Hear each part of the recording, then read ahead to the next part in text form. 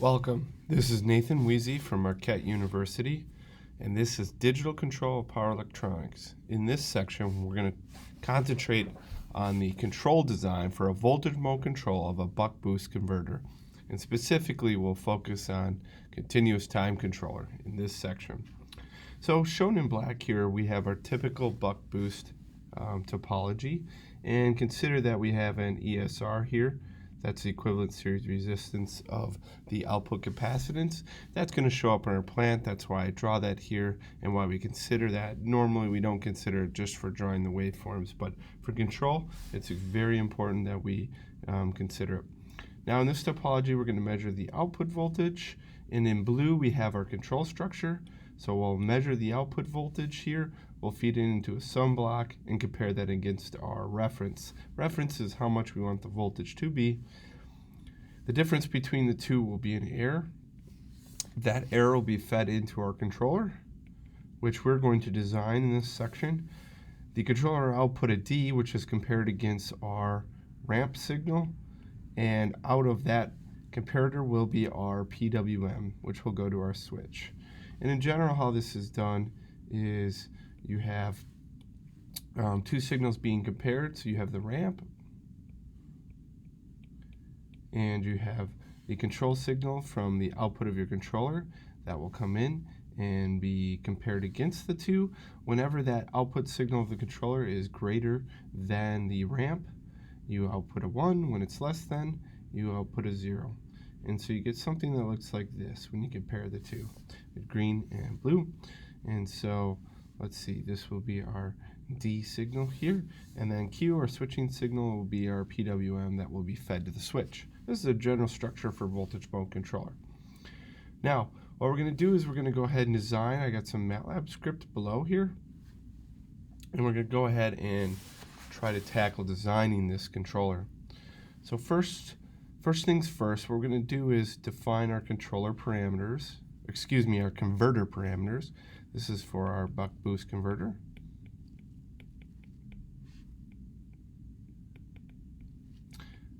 And so in this case, what we're going to have is an input voltage that is 10 and an output voltage that is 10. And in the classical buck-boost in CCM, that is a duty ratio of 0.5.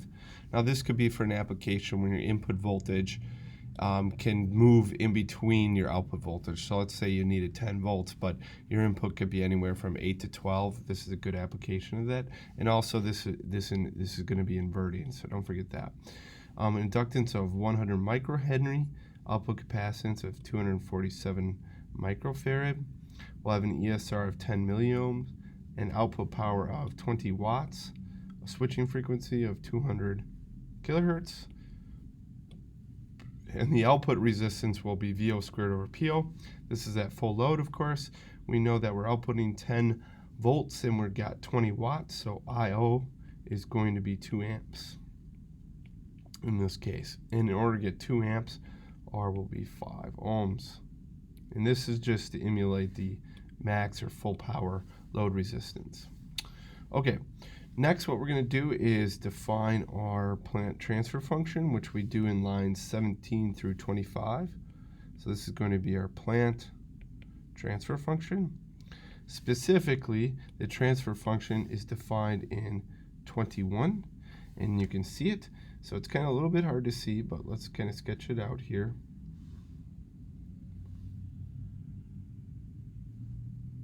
All through here we have the poles.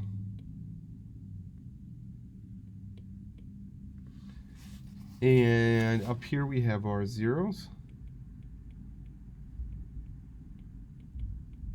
And you can say that this one right here is due to the capacitor ESR, because this small r shows up in it. And this one right here is due to the effective inductance and the duty ratio. And you can see that these two terms right here. So it's due to the duty ratio and effective inductance. What is the effective inductance? Well, what that is defined up here. Again, that's a function of duty cycle.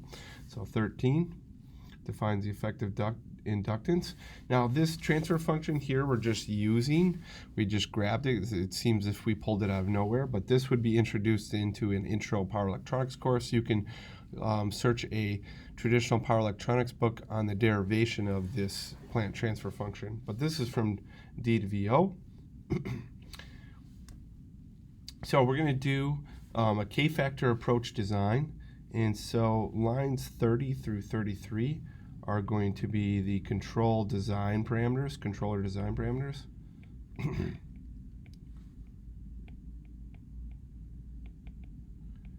And so we have right here our bandwidth, and this one is our phase margin.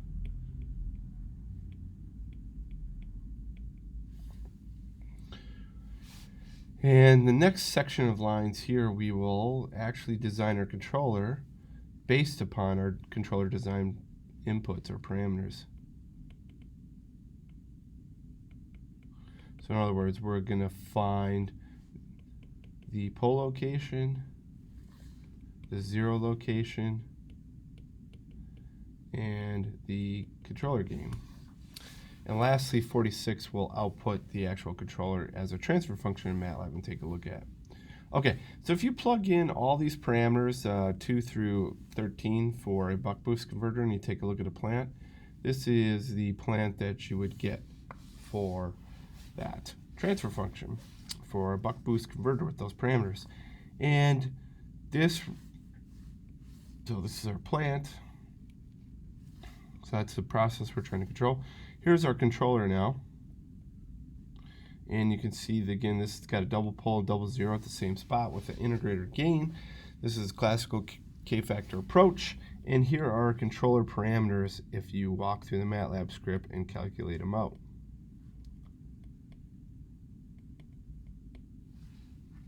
Okay, one thing we check just to make sure we have some nice stability is actually the closed loop poles. And you can do that in MATLAB by just calculating GCL and then finding the poles of this. So this is the GCL poles. This will tell us stability. Everything's in the left-hand plane, so you can see negative here, negative, negative, negative, negative, negative, negative. So you can see that they're all pretty far into the left-hand plane, which means that we should have some decent stability. I don't know about the damping, at least for now, but we should have some good stability. All right, so we designed this for 1 kilohertz. Let's take a look at the gain of our open loop transfer function. In blue, we have the plant. So the gain, I don't know, it's around 25 dB in open loop. And the phase is right around, it looks to be minus 180. Now, what we're going to do, because MATLAB does weird things with phase wrapping, is consider 360 or 0 degrees. So we're almost at minus 180 at 1 kilohertz. So when we design our controller, we need a controller with a gain of, in this case, 1 over this gain that's here. In other words, we need negative dB. So we have here negative 25 dB. So you can see that if we add these two together, we will end up with this gain of 0 dB at 1 kilohertz, which is what we want. Essentially, we're setting our bandwidth here. Okay, and so this was our controller gain at this point, and blue was our plant gain at that point. And of course, now if you look at our open loop transfer function at this point, 1 kilohertz, you can see we should have about 60 degrees of phase margin. That's how far we are away from the blue dot there. Okay, very interesting. That's looking good.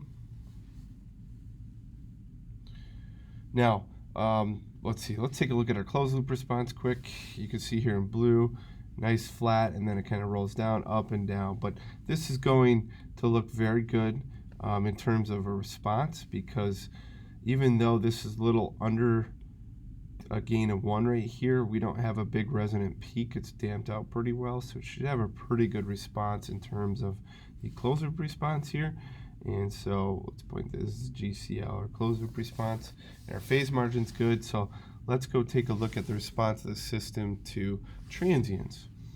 So I've plotted here the output voltage in a step load transient from 10% up to 100% or full load. And in this case, what we should have is, you can see our voltage starts dipping and it starts coming down, and it goes all the way down to 9 and then comes up and recovers. It recovers in approximately 1 millisecond, and that softly correlates to our 1 kilohertz bandwidth. If you look at IL, it goes up pretty quickly and then settles in at the steady state current. One thing I will say here is that you can see the right hand plane 0. Whenever we push the system hard up to here, you can see that if we draw a line straight up, you can still see that the voltage was decreasing as we were pushing harder on U, which is the right hand plane 0. This is what can quickly make control systems unstable. Unlike a buck converter, when you push on it harder, generally the voltage goes up right away. Okay, and you can see this is essentially our duty cycle here.